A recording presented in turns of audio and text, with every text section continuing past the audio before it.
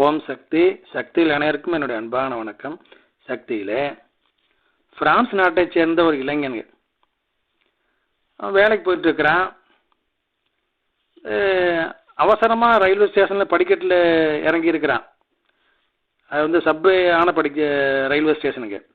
அப்படி இறங்கும் பொழுது அவசரத்தில் கால் தட்டு மாதிரி கீழே விழுந்துங்க. இடுப்பில் நல்ல அடி, தண்டு வடம் அடிபட்டு போச்சுங்க. அதனால் எந்திரிக்கவே முடியல. உடனடியாக அங்குள்ளவங்கெல்லாம் அவனுக்கு உதவி செஞ்சு ஆஸ்பத்திரியில் ஒன்று சேர்த்திட்டாங்க. அவங்க உறவினருக்கெல்லாம் தகவல் கொடுத்து எல்லாம் வந்துட்டாங்க. இப்போ செக் பண்ணி பார்த்தலைங்க, முதுகு எலும்பு 2 இடத்துல உடஞ்சி கிடக்குதுங்க. பெரிய அளவில் ஆப்ரேஷன் பண்ணணும். இதுக்கு நாளாகும், பணம் நிறையா செலவாகும். இதுதான் நிலைமை. இந்த விஷயம் அந்த பையனுடைய தாயாருக்கு தெரிகிறது. அவர் பையனை பார்க்க வரல. அவர் அம்மாவுடைய பக்தர். அவர் நேராக மன்றத்துக்கு போனாங்க. அங்கே பிரான்ஸில் மன்றம் இருக்குதுங்க. மன்றத்துக்கு போய் கண்ணீர் விட்டு அம்மாட்ட முறையிட்டாங்க. நான் உனக்கு இதுவரைக்கும் ஏதாச்சும் பாக்கி சாக்கி வச்சிருக்கிறேனா? நீ சொன்னதை ஏதாச்சும் செய்யாமல் இருந்திருக்கிறேனா? உன் சொல்படிதான் நான் வாழ்க்கையை அமைச்சுக்கிட்டேன். அப்படிங்கிறவன் எனக்கு இந்த மாதிரி துன்பத்தை கொடுக்கலாமான்னு அம்மாட்ட பலவாறு வேண்டி கதறி கண்ணீர் விட்டுக்கிட்டு மன்றத்தில் இருக்கிறாங்க. வீட்டுக்கே வரல.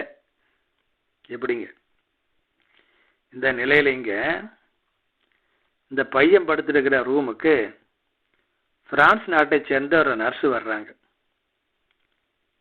அந்த பிரான்ஸ் நாட்டு நர்ஸ் அவங்க எந்த ட்ரெஸ்ல இருப்பாங்களா கலர் அதில் தான் அவங்க இந்த பெண்ணும் வந்தாங்க. வந்தவங்க தமிழில் பேசுகிறாங்க. இந்த பையன்கிட்ட, என்னப்பா கீழே விழுந்து அடிபட்டுருச்சா? முதுகெலும்பில் 2 இடத்துல எலும்பு உடஞ்சிருக்குது. சரி. அந்த பையன் இப்போ குப்பரத்தான் படுத்துருக்கானுங்க. அவனால் திரும்பி படுக்க எதுவும் செய்ய முடியாது. அந்த மாதிரி கிடக்கிறான், போட்டது ஓட்ட மாதிரி.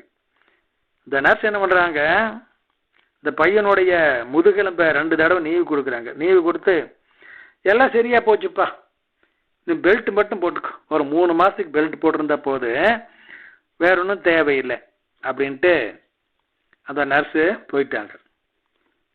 போனவனால் பார்த்தா அந்த பையனுக்கு வலியும் இல்லை, ஒன்றும் இல்லை. எந்திரிச்சு கோந்துக்கிட்டான், நடக்க முடியுது, எல்லாமே சாதாரணமாக செய்ய முடியுது. டாக்டர்லாம் ஒடியாந்து பார்க்குறாங்க, என்னையே அதிசயம் நடக்குதுங்க அப்படின்னு. அந்த பையன் நடந்ததை சொல்கிறான். பார்த்தா தெரியுது, நர்ஸாக வந்தது, பிரான்ஸ் நாட்டு நர்ஸாக வந்தது நம்ம ஆதிபராசக்தி பங்காரம்மா தான் நர்ஸ் ரூபத்தில் வந்து அந்த பையனுக்கு அவனுடைய தாயாருடைய அழுகையும் அட்டகாசத்தையும் பொறுக்க மாட்டாமல் இப்படி வந்து அந்த பையனை எழுப்பி விட்டுட்டு போயிருக்குது, நீவி கொடுத்து. எல்லாம் புரிஞ்சுக்கிட்டாங்க. அப்புறம் பையனை எல்லாம் அதே மாதிரி 3 மாதம் பெல்ட் போட்டிருந்தா எல்லாம் குணமாயிடுச்சு. இப்போ இந்த குடும்பமே வந்து மருவத்தூர் வர்றாங்க. மருவத்தூர் வர்றதுக்காக அவங்க இதுவரை வரல. அந்த தாய் மட்டும் வந்திருக்கிறாங்க. ஆனால் தாயாருக்கு விசா கிடைக்கலைங்க. அதனால் அந்த பையனுடைய தங்கச்சி, அவங்க அப்பா 3 பேர் வர்றாங்க. சென்னையில் வந்து இறங்கி மருவத்தூர் போகிறது எப்படிங்கிற வழி அவங்களுக்கு தெரியல. அந்த நிலையில் நம்ம தொண்டார் லூர்தாசப்பா அங்கே இருக்கிறார், செவ்வாடையில் இருக்கிறார். அவர் வியாழக்கிழமை, அதனால் அவர் செவ்வாடையில் தான் இருப்பார். அவரை பார்த்து ஒரு அம்மா பக்தாட்டுக்குன்னு விசாரிக்கிறாங்க. அப்புறம் இவர் வழி காமிச்சு நீங்களும் கூட வாங்கன்னு கூப்பிடாம இவருமே ஒரு கால் டாக்ஸியை ஏற்பாடு பண்ணி எல்லாரும் மருவத்தூர் வர்றாங்க. அப்போ தான் அவர் இந்தாங்க அந்த குடும்பம் இந்த கதையை சொல்லுது. அப்போ எல்லாரும் அம்மாட்ட போனாங்க. இல்லை உடனே அம்மா சொன்னாங்க, 108 காப்புக்கு பணம் கட்டு அப்படின்னு அம்மா சொன்னாங்க.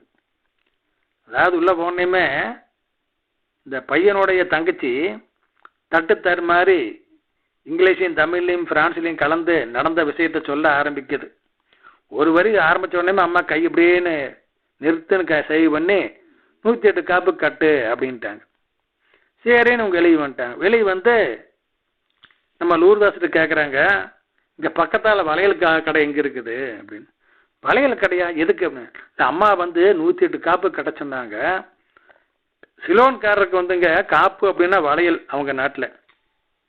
அதனால 108 வளையல் வாங்கி அம்மாட்ட கொடுக்கணும் அப்படின்னு அவங்க முடிவு பண்ணிட்டாங்க. லூர்தாஸ் சிரிச்சு, அப்படியெல்லாம் இல்லையம்மா, காப்புங்கிறது மஞ்சள் காப்பு, குங்கும காப்பு, சந்தன காப்பு, இந்த மாதிரி 9-12 வகையான காப்புகள்லாம் இருக்குதுங்க. தினம் ஒன்று அம்மாவுக்கு சாத்துவாங்க.